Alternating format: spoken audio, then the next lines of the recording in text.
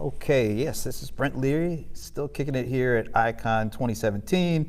And sitting with me right now is Justin McDonald from African Leadership University. Justin, thank you for joining me today. Yeah, really glad to be here. Thanks, Brent. Yeah, like I said, you are one of the 3 finalists for the ICON Award. It's a really great accomplishment just to be a finalist.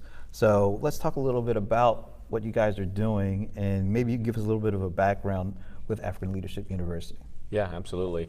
I look a little less African than most people might expect.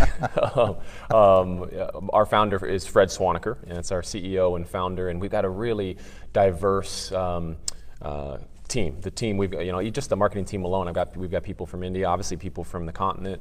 I've got somebody living in Dubai, somebody from up in Egypt, and we've got places in the Mid East, and so it's really a diverse group as well. And Fred couldn't be here at ICON to represent ALU, so I'm here as the VP of marketing, and I essentially lead our marketing and sales and admissions function, that whole front of the funnel. And so, for the point of the ICON audience, I could speak even more specifically to the types of things that that audience wants to hear about what we're doing.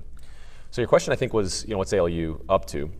ALU's purpose is ultimately to transform the African continent to create a more peaceful and prosperous Africa. That's pretty big. The mission is to create 3 million ethical entrepreneurial leaders by 2060. And the reason for that is Africa has the largest growth on the planet. The continent has the largest growth on the planet, and in the next 2 decades we'll have 1.1 billion working age people, so healthy billions of people on the continent, and 1.1 billion working age people. So that's either a huge opportunity or a huge problem. And so ALU is out to capitalize on that opportunity and see those 1.1 billion people as Africa's greatest resource, more valuable than the resources that we pull out of the ground or whatever it is. And so that's the mission. So break that down, the vision is to do that through 25 campuses across the continent, with about 10,000 students on each campus. Wow. And to do that over the next few decades. Tell us about changing the narrative. That's one of the other things you spoke about that you think is important, changing the narrative of how people perceive Africa. Yeah, so I mean that's a really big part, I think, or an outcome as people hear the ALU story, and just the African story via and through the ALU story. Because what happens is you start to see what ALU is doing, the incredible stories and talent and people, the innovation, the creativity that exists in Africa from its leaders, its companies, and definitely its young people. The more challenges a country, or in this case a continent, has, the more opportunities it has for innovations and solution to solve those challenges. And you've got a continent and a very large part of the population of that continent, especially the young population, that's saying it's time for us to leapfrog the rest of the world, and to do that through ethical entrepreneurial leadership and impact economically. How are we going to create jobs? And so you're changing the African narrative for people who don't have a real clear line of sight into Africa and think about really what's in the mainstream media of corruption and poverty, and some of the narrative over the last few decades, which is very much present, is what are the people in Africa actually doing to change Africa to make it more peaceful and prosperous? Because the answer isn't coming from the outside. The answer can only come from the inside. And one of the things that was really interesting when you were up on stage talking about this is that you used a campaign, and you used different images in the campaign for the different audiences and the impact that had. Maybe you could talk a little bit about that. Yeah. We were talking about, using the same word, we're talking about our narrative. And narrative just means, in marketing, it just means your positioning, right? It's the words and the story that you're telling, and aligning that specifically to your audience. And so we, through market research and talking to your customers and your market, you get clear on who are they and what do they want, and what are the benefits of what it is that you offer to them. What are they really seeking? Because nobody really wants They don't want just a college degree. They want what the college degree gets them, right? And so we got to get clear on those things and who we're speaking to. So the specific example you're talking about was a really cool, I think a really cool kind of case study in using the same exact content and changing how we presented that content and what we emphasized in the narrative, which kind of differentiated we wanted to talk about, not only in the text, but also in the visual. And so email 1, which performed really well, it was a simple call to action, by the way. Watch this video about our groundbreaking MBA, our world-class MBA, and if it sounds like this is for you, go apply. That was it. And in it, we had a video that talked about really the narrative of the MBA. Who's it for? What is it? What are the key differentiators? The image, the thumbnail image on that was from our Vice Dean of our School of Business, Dr. Catherine Duggan, who is a Chinese-American former Harvard and Oxford professor. Okay, so she's not African, but she is an African in spirit. Her time and her impact in Africa is extensive, and she taught at Harvard Business School and so forth. Anyway, so what we were portraying there was world class, which we knew our market, our aspiring MBAs wanted. That was important to them. Right. You know, they're comparing our program, our MBA, to Harvard and to Stanford and to Wharton. And so, you know, we're saying this is how we compete against that. And that's what we showed. But we had, after we sent that email, we saw a spike in our applications. We sent 2 other pieces of content.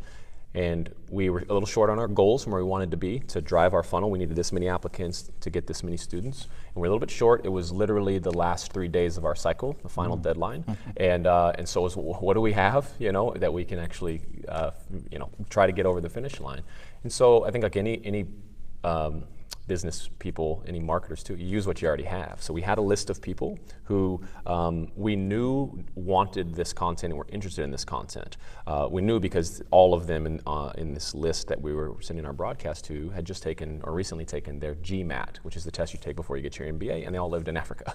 So we have a very targeted audience, but that audience didn't engage the previous 3 emails I just mentioned. So we knew that they had we had what they wanted, but we weren't talking to them in the way that resonated with them. So we used the exact same call to action, we used the exact same video, but we changed the thumbnail and we changed the differentiator we were talking about from world class, which is important to a lot of people. We had a 46% open rate on the first email. We changed that to what we found as we listened was another really key, possibly surprisingly differentiator for us, which was this concept of being Pan-African.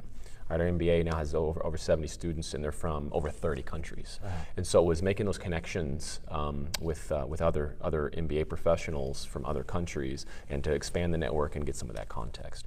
So that was the focus. And even the thumbnail itself, which was just a different thumbnail from the exact same video, had an African female speaking, you know, engaging an audience from the audience, and of course the audience was a sea of Pan-African people, and it was already in the video. And I think it was coincidental actually. At that time, we actually had Pan-African on that slide. So that was literally what we showed, and that spiked and got us over our goal that we were going for and everything. And it was just using what we already had and shifting the narrative for our prospects. Shifted the narrative, an image that would be more appealing to a certain audience. Yeah. And it had that kind of impact. That's right. That's exactly right. Yeah, it was really cool to see, you know. So it's what are you trying to get them to think and believe? In one case, we're proving we've got a former Harvard and Oxford professor. This is the single best positioned person on the planet to lead this organization, and that resonated with a lot of people. But there were a few more. There was more juice left in the existing lemon we have, and these people that just didn't resonate. And so instead, we showed them a picture of them. This is what you want to be, and it looks like you, rather than this Vice Dean. So what's the role of automation in the future to get to those goals that you guys are trying to accomplish? Yeah, great question. Without automation, without systems, without the measurement mechanisms in place to get really clear on the numbers, there is no scale, right? I don't know if you ever played the sort of board game Jenga, where you have the stack of blocks, right? And there's three stacks, and you're supposed to remove the bottom one and lay it on the top, and the next person goes. And the longer you play that game, 2 things happen. The taller the tower gets, and the less stable the base gets. And that's what I think happens in our business. As we move things, we destabilize the foundation if we're not really deliberate about our vision. And we make it taller, which only increases the slightest variation, creates that wobble. And so the higher you build, the more dangerous it gets, the more fragile it gets. So we've, over the last year, gotten really deliberate about building the systems in place, building the automation in place to create a seamless client journey from the stage of awareness and lead capture all the way through getting them to apply, all the way through the post sort of conversion point in the funnel where they are accepted, and we're trying to nurture them at that point to pay fees and fill out things they need to fill out and then actually literally get there. And so we automate all of that because you simply can't create that tailored client journey. You can't do that at scale with manual follow-up or humans. And so we create our best day and our perfect experience every single time, whether we have 100 applicants, 10,000 applicants, or 100,000 applicants. And so that's why we put those systems in place, is to handle that tremendous amount of volume that we're getting and only expecting to increase. So where can people go to learn more about what you guys are doing? Yeah, that's a good question. Thanks. There's 3 places. The first one, talking about what we spoke about at the very beginning, the mission. You want to understand that. Go check out Fred Swaniker, our CEO. Check out his TED Talk from, I think it was about 2013, when he announced and launched this vision for the ALU. That is called the Leaders Who Ruined Africa and the Generation That Will Change It. And that's where he literally announced what we're up to, and we're now simply executing on that plan. So that's a place to get some context and backstory. And then you can check out one of the websites, alueducation.com, which is the undergrad site, or ALUSB, which is our postgraduate School of Business site.